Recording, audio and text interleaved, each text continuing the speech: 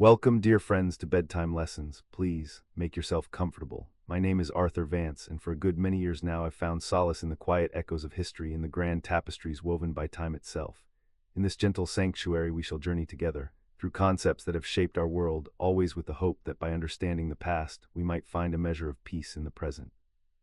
Tonight we begin a most fascinating exploration, the slow, deliberate rise of something we all use, yet perhaps seldom truly contemplate: money.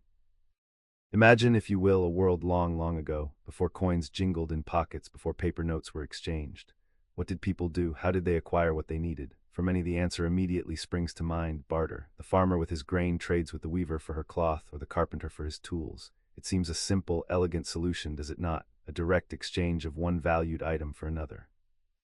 Indeed, for centuries, the accepted wisdom held that money emerged primarily to solve the inconveniences of this very barter system. The challenge of finding someone who not only had what you needed, but also needed what you possessed. But here's where history, in its quiet, unassuming way, often surprises us. Modern anthropologists and economic historians, looking deeper into the ancient records and societal structures, have begun to paint a slightly different picture.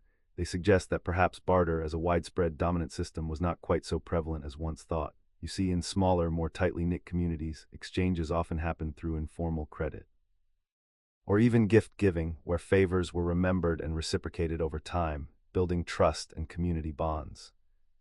It was not always about an immediate, equal trade. What then, if not purely to escape the limitations of barter, drove this slow, inexorable march towards something we call money? Well, ponder this. Perhaps money began not as a medium for immediate exchange, but as a way to keep track of debts, a measure, an accounting tool, if you will.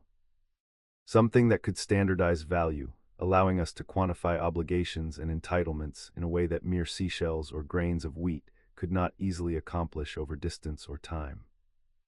This concept of money as a record of debt is a profound shift in perspective, hinting at a deeper, more fundamental human need for accountability and order, even before the bustling marketplace truly took shape. The Barter Bazaar. Indeed, as we whisper through the ancient echoes of human endeavor, you might be wondering, how did this notion of value truly begin to take a tangible form? We spoke of whispers in the previous twilight, but what happens when those whispers coalesce into something more concrete? For a long time, the prevailing wisdom, much like a well-worn tale passed down through generations, suggested that money arose to solve the inefficiencies of bartering. Imagine, if you will, a carpenter who needs grain, but the farmer he encounters doesn't need a new table. This lack of a double coincidence of wants, as the economists cleverly phrased it, seemed a natural impetus for something like money to emerge. Yet the grand tapestry of anthropological study, woven with meticulous care over more recent decades, paints a slightly different, perhaps more nuanced picture. Scholars like David Graeber and Caroline Humphrey have suggested that perhaps barter was not quite as dominant in early societies as we once thought. Instead, many ancient communities may have relied more on systems of debt and credit, social obligations, if you will, long before any physical coin clinked into a hand. Think of it less as a direct exchange of goods, and more as a sophisticated bookkeeping of favors and promises within a close-knit group. If you helped your neighbor with their harvest, they might owe you assistance with your roof later. These were not always direct, immediate exchanges, but rather a fluid accounting of mutual support. Money, in this view, didn't necessarily replace barter, but perhaps formalized and expanded upon these intricate systems of reciprocal obligations.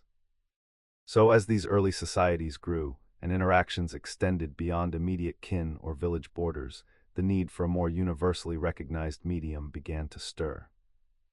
What could serve as this initial bridge of trust and value between strangers? What could embody these emerging concepts of debt and credit in a way that was widely understood and accepted? This brings us to the fascinating beginnings of what we might truly recognize as currency, in forms far more organic and surprising than you might expect. Shells and stone. Our journey through the economic past has brought us to the edge of a great transition. We've spoken of societies where exchange was a direct, often personal affair, the barter bazaar as we called it, but imagine the growing complexities, the inconvenient truths of direct trade when communities expanded. What if the farmer with his surplus grain encountered a carpenter who had no need for grain, but only for wool? This, you see, was the constant challenge. A fundamental friction in a world without a universal medium of exchange. And so, almost imperceptibly, a new idea began to stir in the human mind. The notion that certain objects imbued with a shared understanding of value could facilitate these exchanges more smoothly. These weren't yet the coins we recognize today, but rather natural objects found and cherished that transcended their basic utility. Consider the humble cow. Throughout many ancient cultures, livestock, particularly cattle, held a profound significance. They provided meat, milk, hides, and labor. Their value was undeniable, a living, breathing store of wealth, and so in many early economies, a man's riches could literally be counted in his herd. A bride might be exchanged for a certain number of cattle, or a dispute settled with the transfer of several beasts. This was one of the earliest forms of what we call commodity money, where the money itself is a useful good. But cattle, as you can imagine, present their own set of challenges as a currency. They are not easily divisible, for one. One cannot simply carve off a quarter of a cow to pay for a small tool, can one, and they are certainly not a portable form of wealth for long journeys. Moreover, they require feeding and care and are susceptible to disease, a rather fluid asset, one might say. Then there were the shimmering bounty of the sea, the cowrie shells. These small, elegant shells, found in tropical waters, began to circulate as a form of currency across vast stretches of Africa, Asia, and even parts of Europe, perhaps as far back as 2,000 to 3,000 years before the Common Era. Their beauty, durability, and relative scarcity made them ideal. They were easily carried, easily counted, and held a consistent form. Imagine a merchant in ancient China carefully counting out a string of cowries for a bolt of silk, or a trader in Africa exchanging them for precious spices. Other communities found value in different commodities. Blocks of salt, for example, were incredibly precious in areas where it was scarce. Earning the Roman soldier his salarium, a payment in salt from which we derive our very word salary. Compressed bricks of tea, or even intricately shaped stones, served similar purposes in their respective regions. What truly fascinating is the psychological leap required for this. For a simple shell or a block of salt to become money, it necessitated a collective belief, a shared agreement, unspoken yet powerful, that this object represented value beyond its immediate use. It was this dawning understanding, this quiet societal consensus, that truly paved the way for the forms of money we associate with civilization. The seeds of trust were being sown, long before the first metal was ever struck into a coin. First metal form. Indeed, as we journey further into the dawn of commerce, we encounter a fascinating transition. From the simple shells and stones that served as our earliest forms of value, to something more refined, more uniform, and ultimately more powerful. We're moving towards the realm of the coin. You see, while shells and other commodities served their purpose admirably in certain contexts, they often lacked a crucial element: standardization. A shell from one shore might not be valued the same as a shell from another. And while a cow was undeniably valuable, it was, well, rather inconvenient to use for small transactions or to divide into smaller pieces. Imagine, if you will, trying to buy a loaf of bread with a leg of mutton, or attempting to give change from a live animal. It paints a rather comical picture, does it not? So humanity, in its infinite ingenuity, began to seek solutions, and this search led them to metals. Gold, silver, and copper, these elements possessed inherent value because of their rarity and their gleam. They were durable, they could be melted down and reshaped, and perhaps most importantly, they could be weighed and portioned with a newfound precision. Before long, people were using small, unworked pieces of metal as a form of currency. A chunk of silver, perhaps, or a fragment of gold. The value was determined by its weight, a system that, while an improvement, still required scales and a keen eye for quality with every transaction. But still, a further refinement was needed. A way to bypass the constant weighing and reweighing, a method to declare, definitively, the value of a piece of metal. And this, my friends, is where the story of the coin truly begins. It is a tale of trust, of authority, and of the slow, steady march towards a more organized and efficient economic world. What emerged next was nothing short of a monetary revolution. Coins, a new dawn. Indeed, as we journey through the early forms of exchange, we find ourselves on the cusp of something truly transformative: metal. Imagine, if you will, a time before standardized coins, when the value of a piece of copper or silver was determined simply by its weight and purity. These were not yet coins in the sense we understand them today, but rather irregular fragments, bits of metal shaped into rings or perhaps small ingots. They had intrinsic value naturally, and could be melted down, reforged, or even cut into smaller pieces if need be. The beauty of these early metal forms lay in their versatility and durability, a significant step beyond commodities like grain or cattle, which could spoil or wander away. Yet they were not without their own challenges. You see, every transaction involving these metal fragments required a careful assessment. Was the metal pure? Was its weight accurate? This necessitated scales and trained eyes, adding a layer of complexity and perhaps even suspicion to each exchange.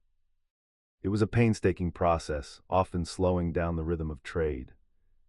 And even then, disputes could arise, arguments over the true value or authenticity of a given piece. It was a system that worked, of course, for a time, but it was ripe for innovation, awaiting a simpler, more universally accepted form.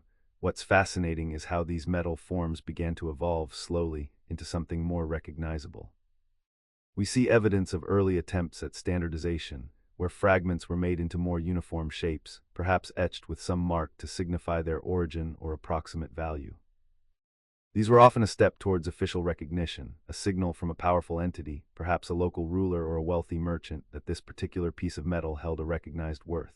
It was a subtle shift, yet profoundly important. It suggested a budding sense of trust, not just in the metal itself, but in the authority standing behind it. Now you might be wondering, how does one truly ensure the integrity of such a system across vast distances and diverse communities?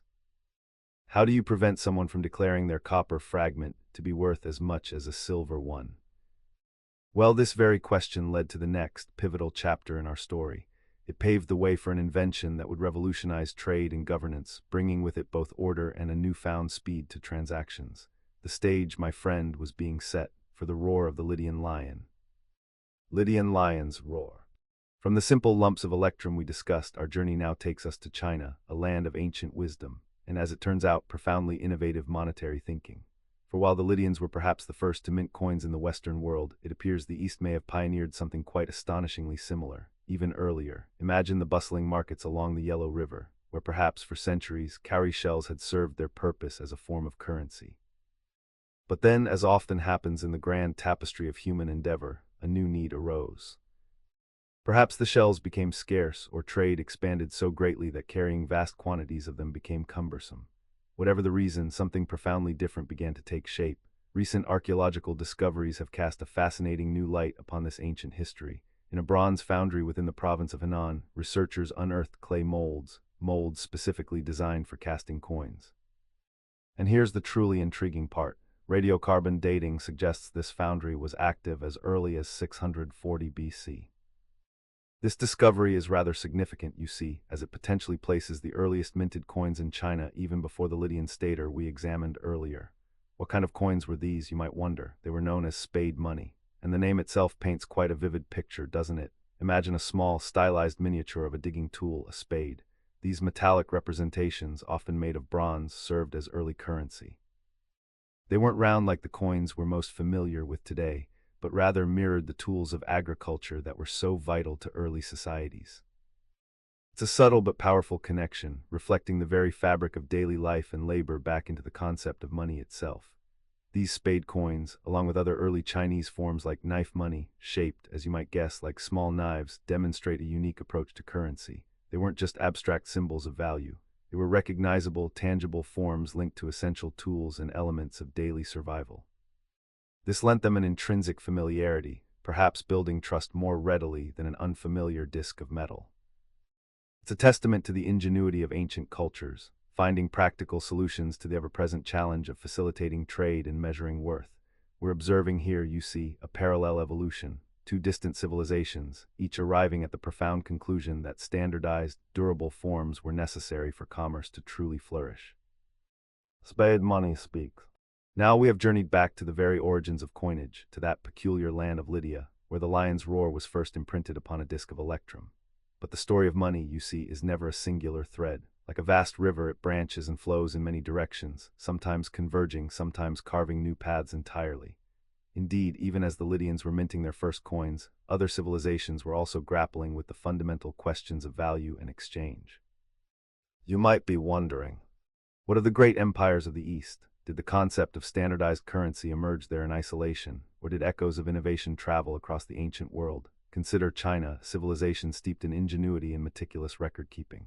For centuries, their early forms of currency were quite different from the Lydian model. Imagine, if you will, the elegant, polished surfaces of cowrie shells, small, beautiful, and durable, serving as a widespread medium of exchange. These shells, not unlike the gleaming metals of the West, held an intrinsic appeal, a natural scarcity that lent them value. But China, ever the innovator, did not stop there. The transition from natural forms to crafted ones was swift and fascinating. Think of the Bronze Age, a time when metalworking reached an art form. Here the Chinese created what are often called spade coins. Picture a miniature bronze spade with a handle and a flat blade, a symbol perhaps of agriculture and labor, a tangible representation of stored wealth. These weren't merely symbols, however, they were carefully cast, often with inscriptions, signaling a deliberate act of government-sanctioned currency. Archaeological discoveries continually reshape our understanding of these ancient timelines. Recent findings in places like Guangzhou within China's Henan province have unearthed evidence of bronze foundries, veritable mints, if you will, dating back potentially to the 7th century before the Common Era. What this means is that China's journey into the world of standardized metal currency may well parallel, or even predate, the Lydian innovations. It truly is a testament to the simultaneous, yet independent, emergence of similar solutions to universal economic challenges across the globe. The elegance of these early Chinese coins with their distinctive shapes and often intricate markings speaks to a deeply sophisticated understanding of commerce and governance. They weren't just objects, they were symbols of trust, guaranteed by the ruling powers, facilitating trade across vast distances and countless markets. The sheer volume of these early coins suggests a bustling economy, long before the silken roads linked east and west. This evolution from humble cowrie shell to the meticulously cast spade coin. It represents a profound step in assigning abstract value to something universally accepted. Paper's gentle touch.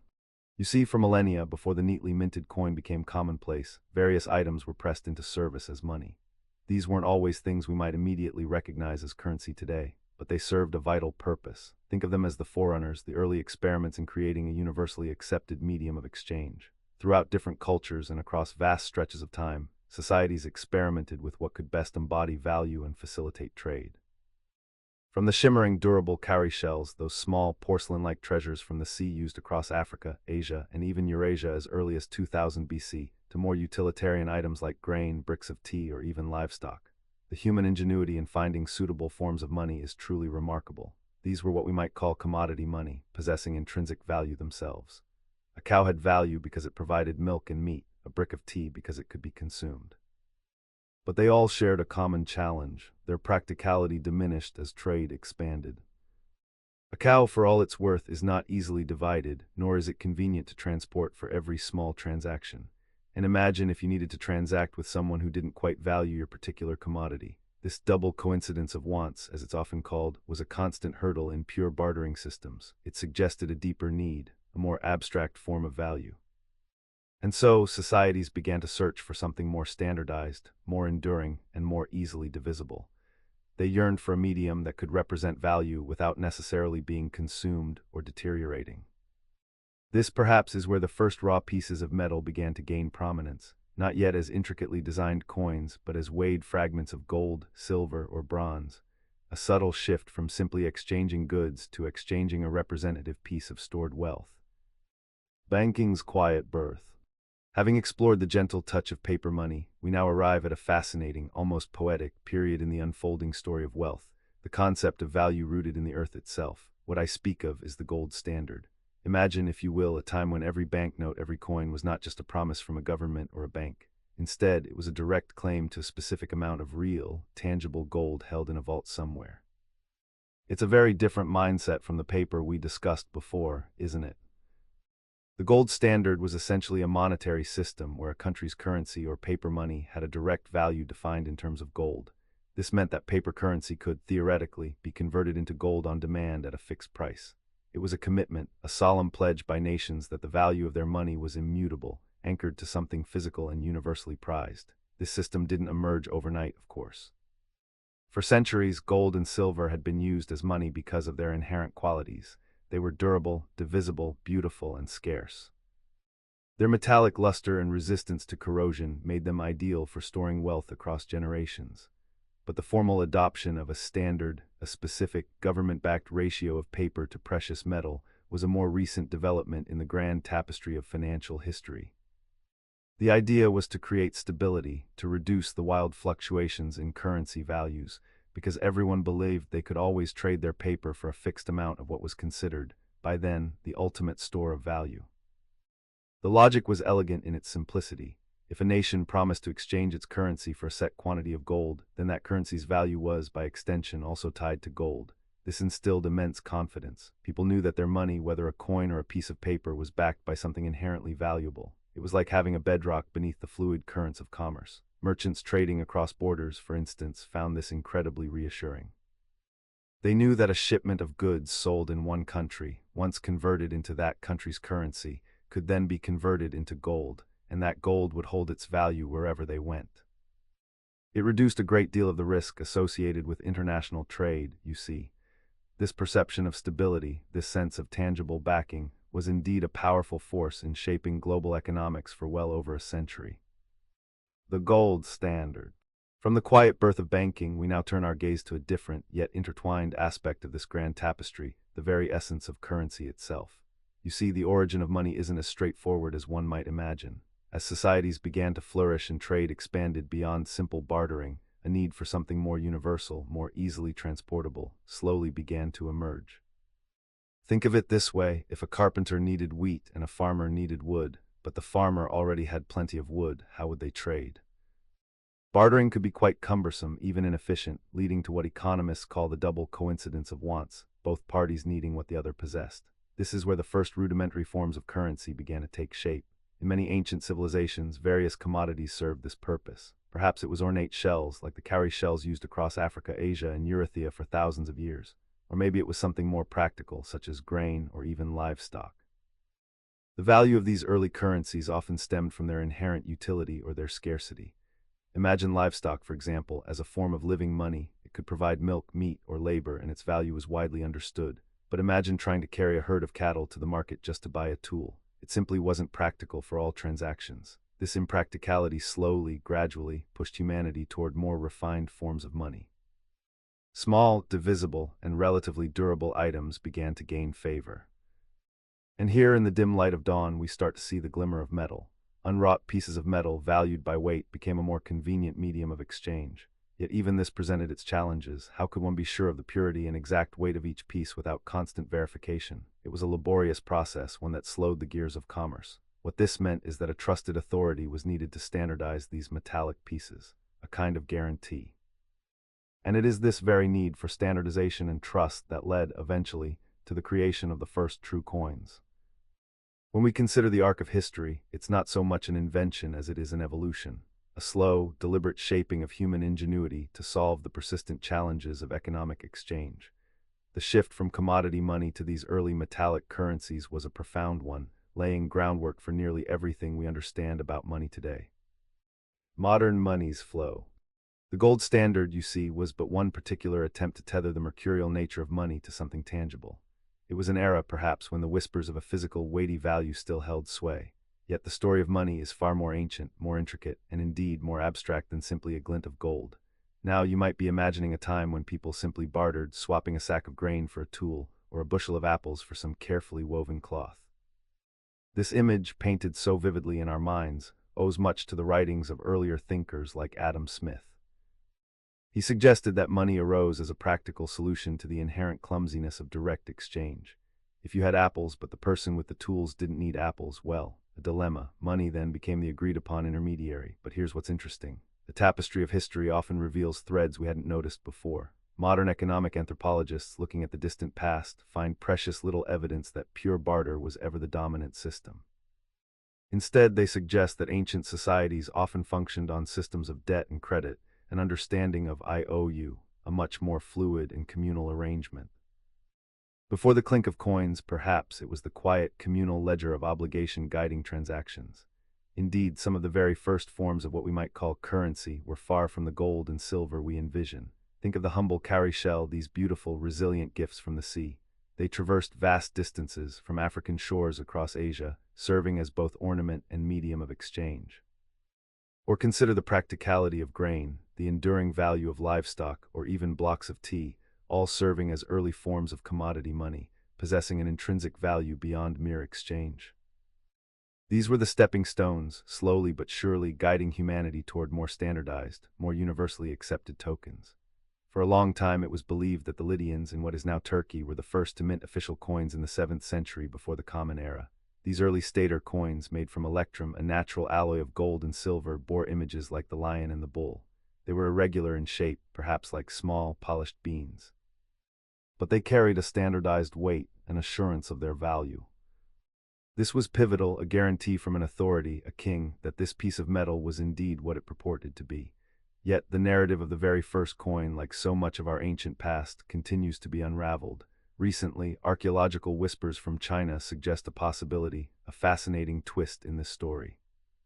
Excavations at an ancient bronze foundry, radiocarbon dated to the 7th century BC, perhaps even predating the Lydian staters, point to the creation of spade coins, shaped quite literally like tiny shovels. If these findings are further corroborated, they could subtly shift our understanding of where the earliest standardized coins truly debuted.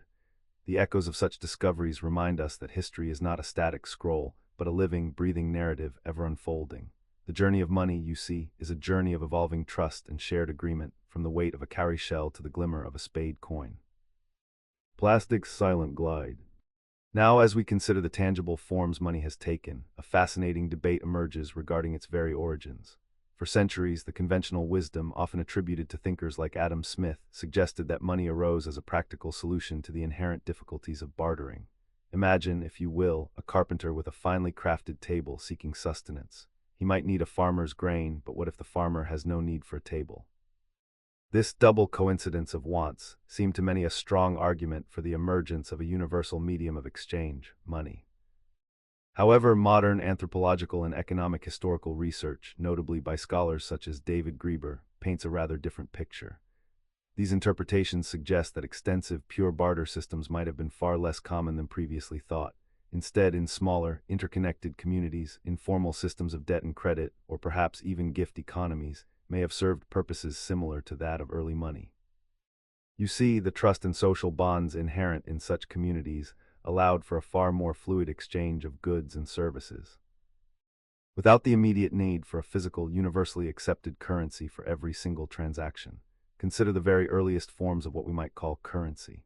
Across vast stretches of our ancient past, various items were imbued with value beyond their immediate utility. Think of the humble yet durable cowrie shells, used as money thousands of years ago across Africa, Asia, and Eurasia.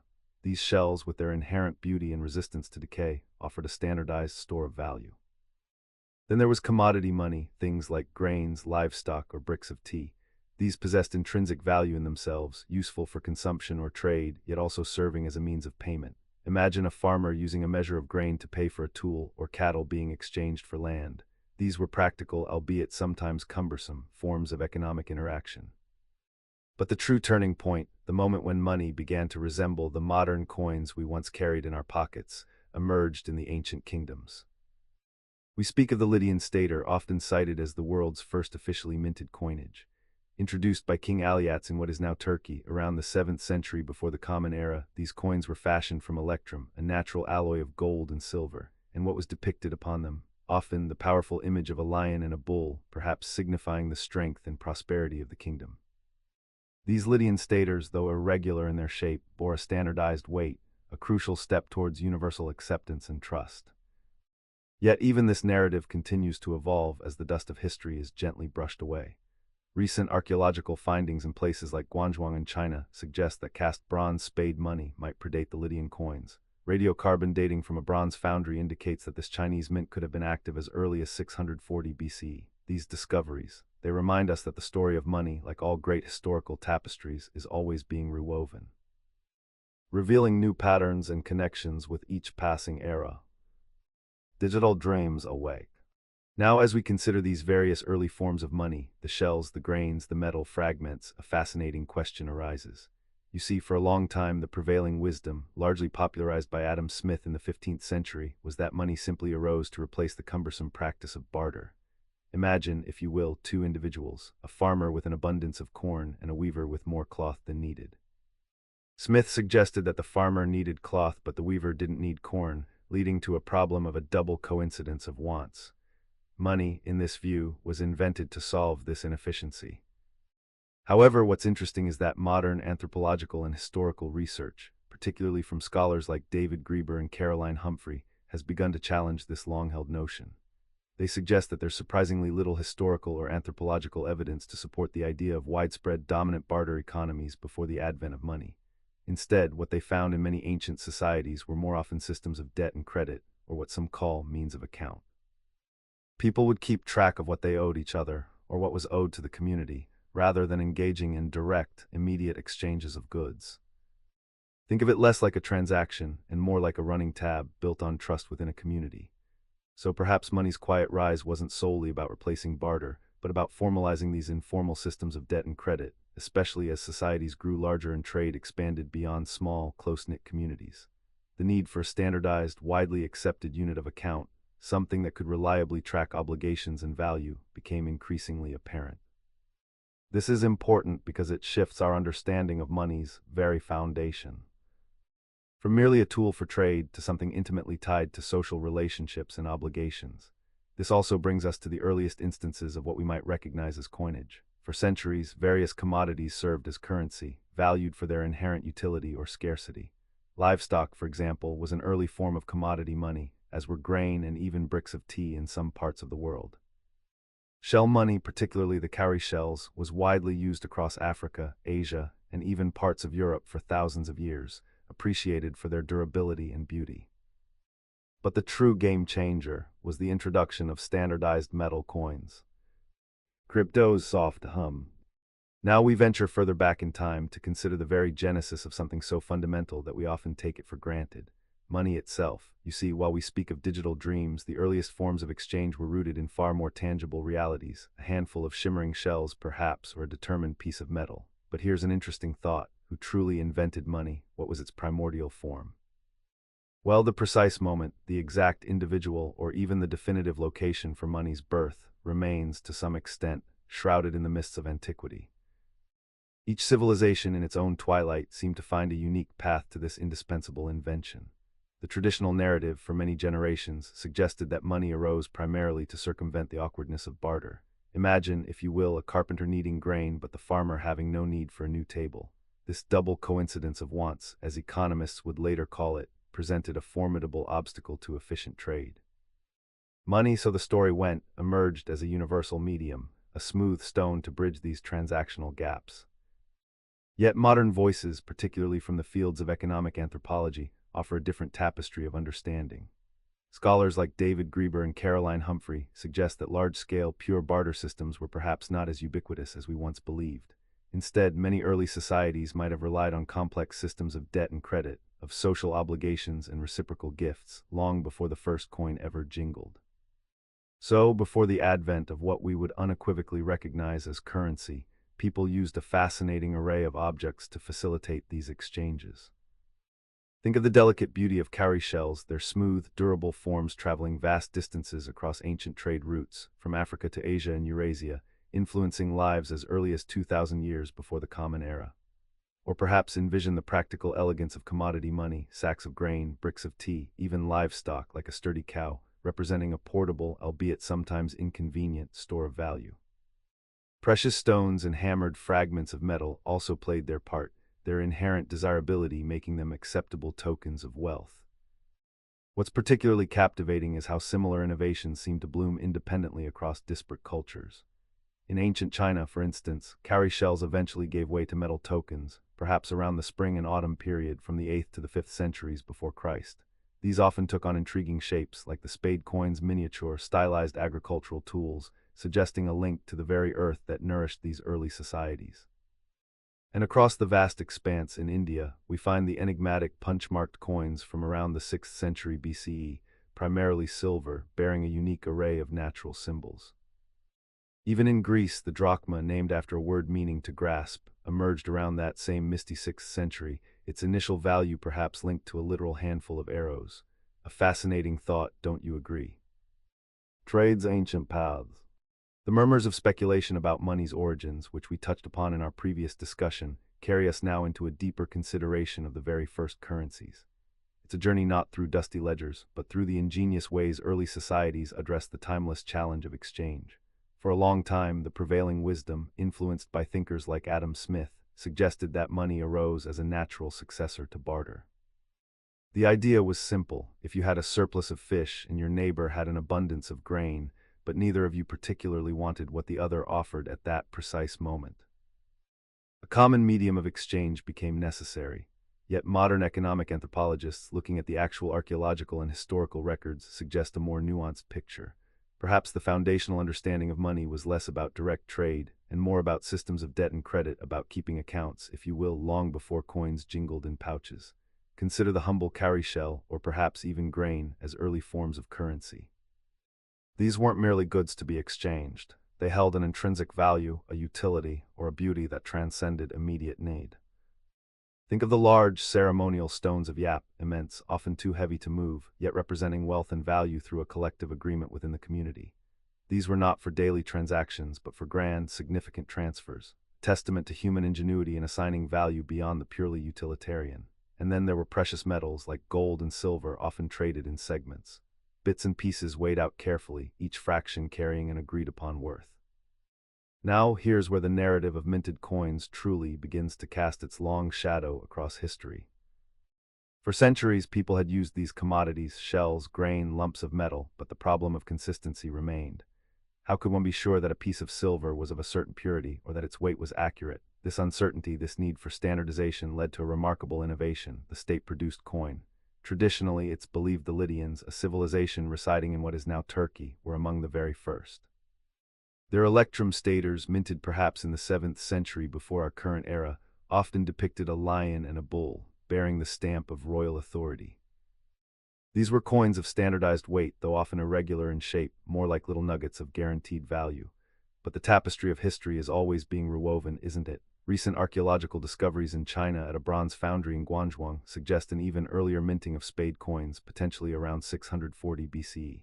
This pushes back the timeline, perhaps placing China's ancient coin production ahead of Lydia's. What this means is that the story of money, like all great narratives, is never truly finished.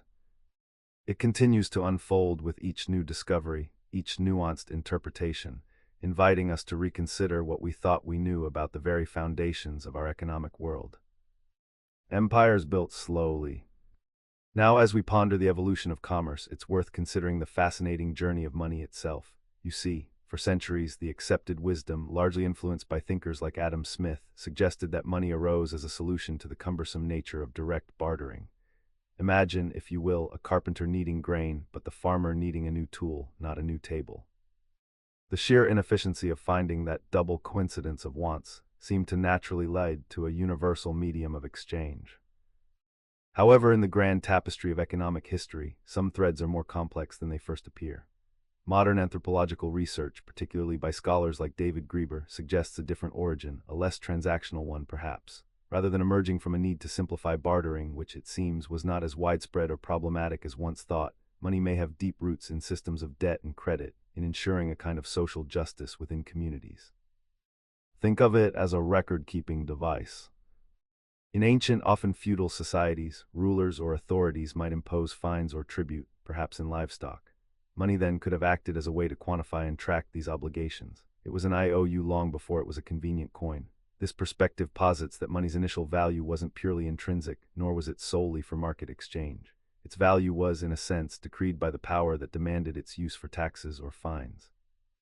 This is a subtle yet profound shift in understanding. If money's genesis lies in debt and the state's power to demand taxes in a specific form, then its acceptance and utility are deeply intertwined with that overarching authority. It means that the very act of a governing body requiring something for payment, be it shells, metals, or later, paper, gives that item a fundamental, if sometimes unspoken, worth. Early forms of money were, of course, diverse and often quite ingenious. Beyond the common understanding of precious metals, there were cowrie shells, used across Africa, Asia, and Eurasia for millennia, prized for their durability and beauty.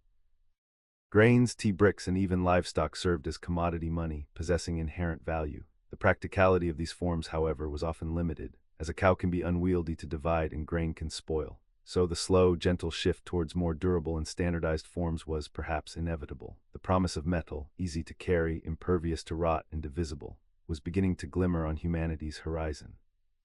But before we arrive at the first true coins, it's worth reflecting on how these early systems, whether based on shells, commodities, or the nuanced balance of debt and credit, laid the fundamental groundwork for the intricate financial systems we see today.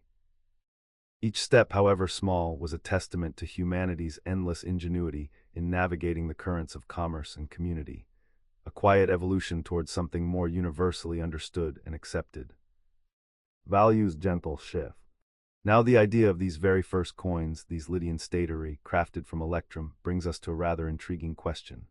Why then and why there in that corner of ancient Anatolia? Imagine a bustling marketplace, perhaps in the city of Sardis, where merchants from across the Aegean and beyond converged. Trade, you see, was flourishing, but it was still hampered by the sheer effort of weighing and testing each piece of silver or gold. Every transaction was a negotiation, a test of trust, and a moment of considerable fuss. What the Lydians did under their king Aliats was to standardize a unit of value.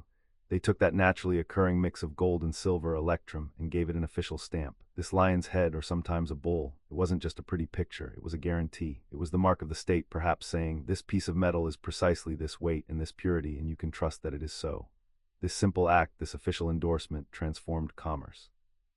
It turned bartering, or the tedious weighing of metal, into something swifter, something more certain. Before this, we had various forms of commodity money, of course. Salt, grain, cattle, even ornate shells like the cowrie. For millennia, societies found imaginative ways to assign value to objects that could be exchanged, but these were often cumbersome, perishable, or simply not universally accepted. A cow, however valuable, is not easily divided, nor is it convenient to carry in one's purse for a casual purchase. Grains require storage and are subject to rot.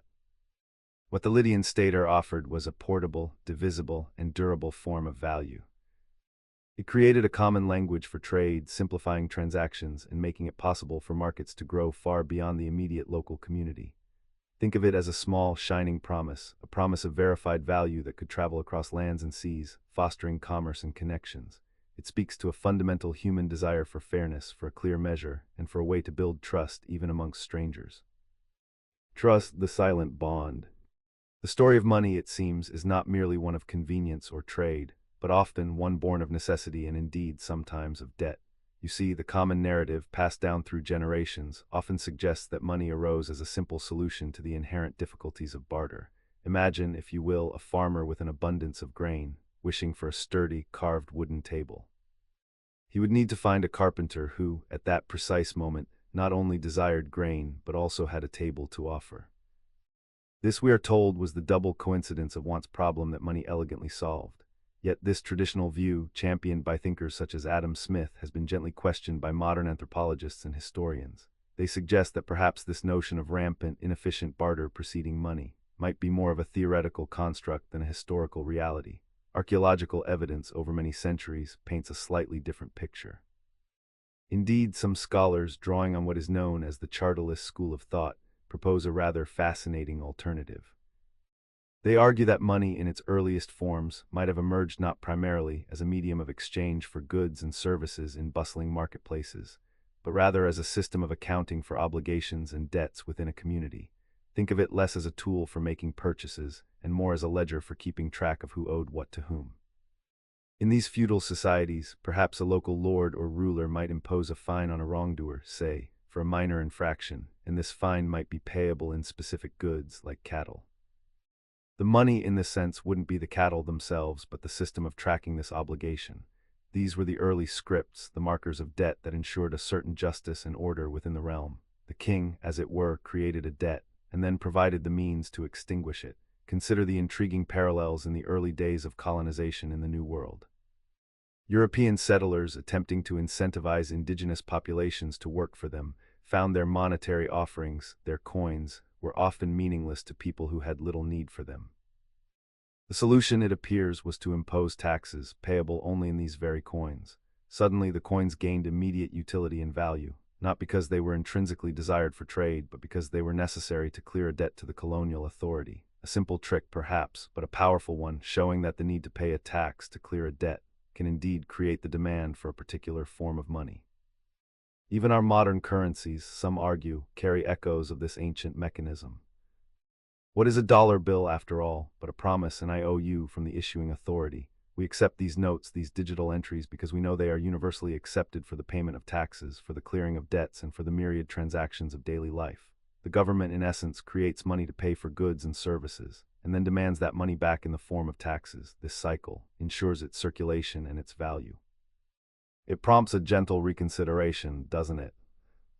Of what money truly represents. Is it merely a neutral tool for commerce, or is it, at its heart, a sophisticated system of debt and obligation, woven into the very fabric of our social contracts?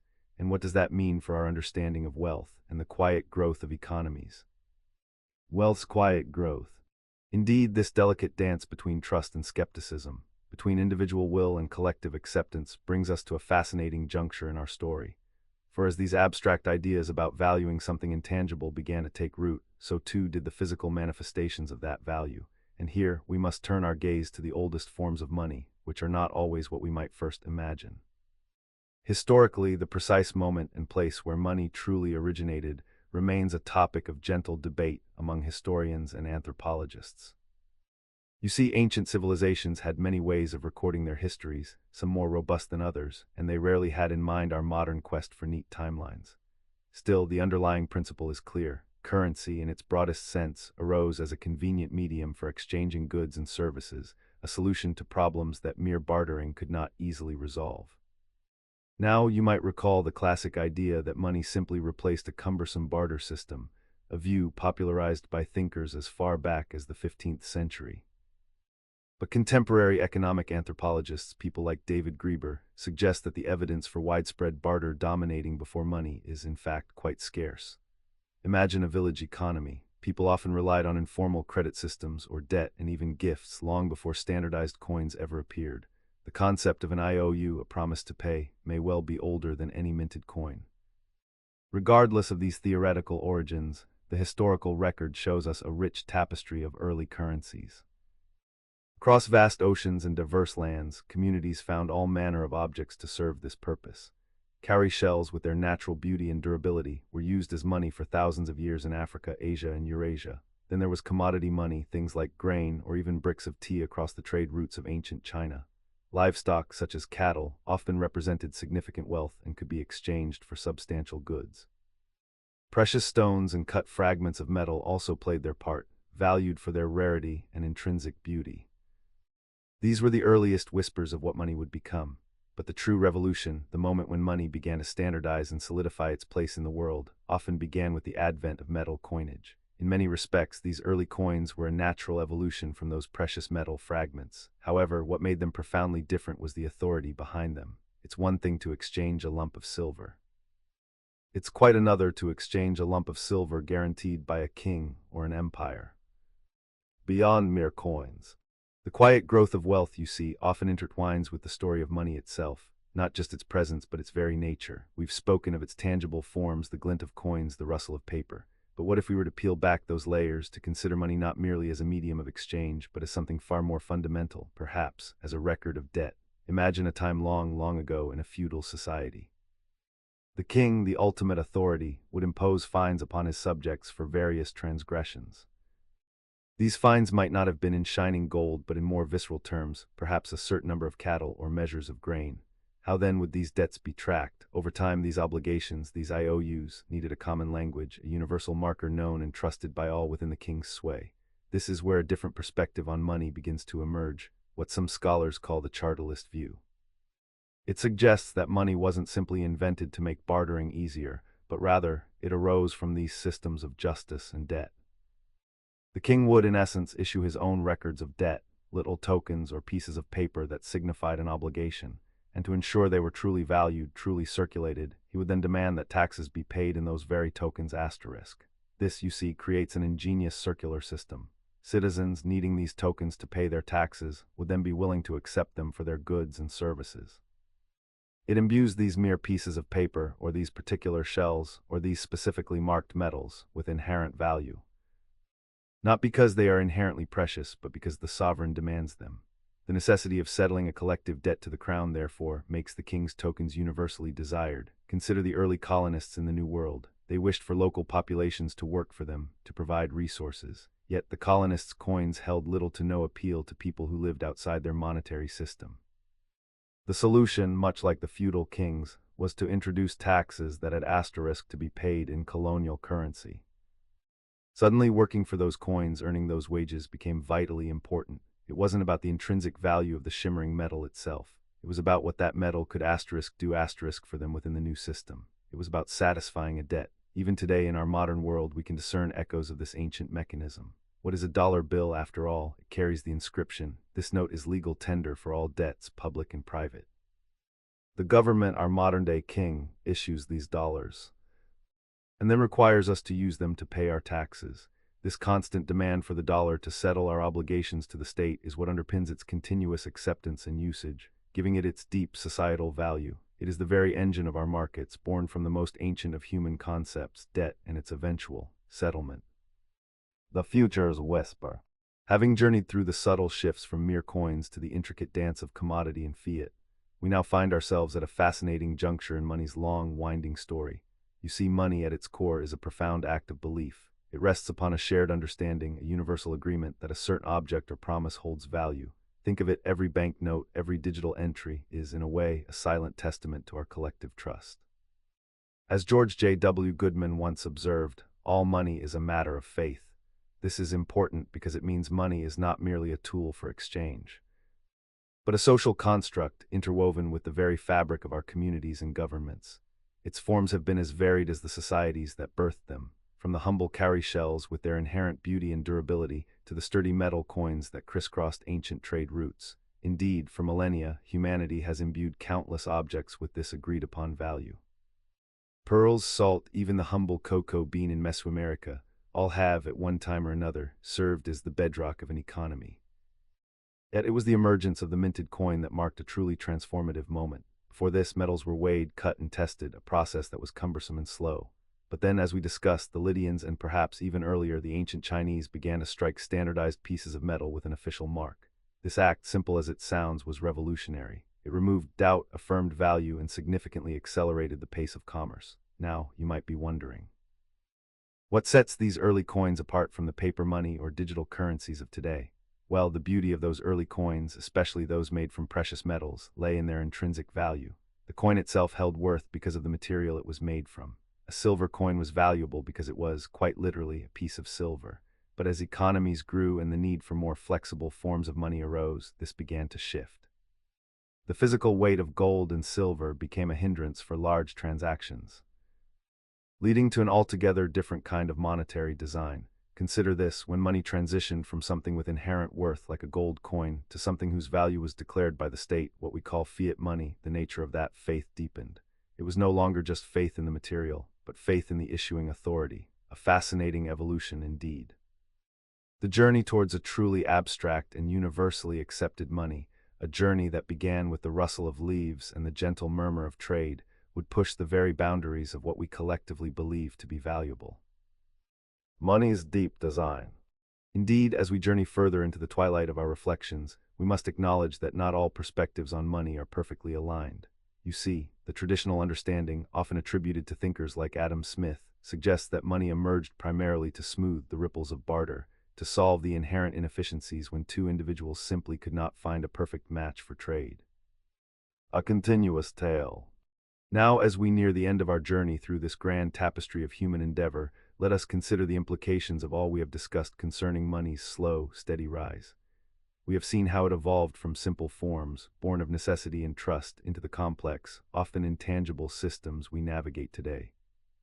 You see, every stage of money's evolution, from the humble cowrie shell to the gleaming coin, and now to the flickering code of digital currencies, has been driven by a fundamental human desire to make exchange more efficient, more just, and more universally understood. It's a story not of invention in a single moment, but of continuous adaptation, a testament to our ingenuity when faced with the challenges of cooperation and trade. The very nature of money reflects our evolving social contracts, doesn't it? What is particularly fascinating to ponder is the profound trust we place in these systems. Think of it: the paper in your wallet, the numbers on your screen. They hold value not because of their intrinsic worth, but because we, as a collective, agree that they do. This social construct, this shared belief, is perhaps the most powerful engine behind money's enduring presence. Without it, the most meticulously crafted coin or the most sophisticated digital ledger becomes merely an object or a sequence of data. It is the human element, the collective agreement, that breathes life into value. And what of the future? As we gaze into the technological twilight, we see new forms emerging: cryptocurrencies, digital central bank currencies. These are not merely technological innovations. They represent new experiments in how we define trust, how we distribute control, and how transparent our transactions can be. They challenge the very foundations laid by centuries of monetary history, inviting us to reconsider what money is and, more importantly, what it could become. The echoes of those ancient debates about barter versus debt, they ripple through these modern discussions. the fundamental questions remain, you see, merely donning new attire. This ongoing evolution, this relentless quest for a more perfect medium of exchange, reminds us that money is never static. It is a living, breathing concept, intertwined with our societies, our economies, and our very psychology. It reflects our triumphs and our follies, our aspirations and our anxieties, and understanding its journey, its deep design, offers us a quiet wisdom, a perspective on the relentless flow of value through time. Values, evolution, sleep. Now we step into a realm where the abstract nature of money becomes wonderfully clear, the world of fiducial currency. Imagine a time when the value of a coin wasn't tied to the metal it contained, but to something far less tangible, trust. Fiducial money, from the Latin fides meaning faith or trust, is just that, currency whose value comes not from its intrinsic material, but from the faith and confidence in the government that issues it. You see, for centuries, the weight and purity of a coin directly dictated its worth. A silver coin was valuable because it was, well, silver. But as societies grew and trade expanded, carrying bags of precious metals became cumbersome and risky. This led to the innovation of paper money, initially in places like China during the Tang dynasty, not as a replacement for metal, but as a promise. A paper note was a promise to pay the bearer a certain amount of gold or silver on demand. It was representative money, a placeholder, a claim to a real commodity. Now here's where the shift truly occurs. The momentous departure from commodity-backed currency. After much upheaval, especially following great wars and economic strife, many nations, including the United States, decoupled their currencies from the gold standard. What this meant is that dollars, pounds, euros, they no longer represented a fixed amount of gold held in a vault. Their value became solely derived from the collective belief in the government's ability to maintain its stability, and the legal decree that it must be accepted for all debts, public and private. It's quite a profound concept, isn't it? That the very medium of our exchange rests upon a shared understanding, a grand, unspoken agreement among millions. This transition to fiat money, from another Latin term, fiat meaning let it be done, gifted governments immense flexibility. They could, for instance, respond to economic crises by adjusting the money supply, rather than being constrained by the physical limits of gold reserves. It allowed for a more dynamic, albeit sometimes more precarious, control over national economies. However, this flexibility also carries a particular weight of responsibility. For the issuer, the government must carefully guard the public's trust. For if that trust erodes, if people begin to doubt the stability of their currency, the very foundation of the system begins to tremble. It's a delicate balance indeed between the power to create and the imperative to preserve value. Sweet dreams, money. And so our long and winding journey through the slow rise of money concludes. A journey that began perhaps with the simplest of barters and evolved into the intricate financial tapestry of our modern world. Backslash. You see, money in its essence has always been a reflection of human ingenuity, a testament to our ongoing quest for efficiency, for trust, and for a means to organize our complex societies. From the humble cowrie shell gleaming in the sun on ancient shores, to the solid, reassuring weight of Lydian staters bearing the likeness of a lion. To the whisper-thin paper notes that once promised gold, and now to the unseen currents of digital code that flow across the vast global networks, each step a quiet revolution. We've witnessed its transformation from mere commodity, holding intrinsic value within itself, to fiat currency, whose worth is born of collective faith and governmental decree, and now into the realm of the purely digital cryptocurrencies, perhaps the next great chapter in this ever-unfolding story. The arguments for its origins, whether as a solution to barter's cumbersome nature, or as a formalization of ancient debts and obligations, remain a gentle and fascinating debate among scholars. Yet, what is undeniable is its profound impact. Money has shaped civilizations, spurred trade routes across oceans and deserts, and yes, even influenced the rise and fall of empires. It has been the engine of innovation, the measure of value, and often a mirror reflecting our deepest aspirations and anxieties. Its psychological influence, too, is a quiet force, shaping our perception of success, of security. And for many, the very rhythm of their days. We've considered how different economic philosophies, capitalism, in its embrace of individual endeavor, and socialism, in its pursuit of collective well-being, view this powerful invention through very different lenses. And as we look to the future, the digital frontier beckons. Technologies like blockchain promise ever more transparent and secure transactions, decentralizing some of the power that governments and traditional banks have long held. It's a landscape that continues to shift and evolve, much like a river carving new paths through ancient lands. Yet the fundamental principles remain, echoing through the ages: the need for a universally accepted medium of exchange, a reliable store of value, and a stable unit of account. These are the bedrock upon which all forms of money are built. Baxla.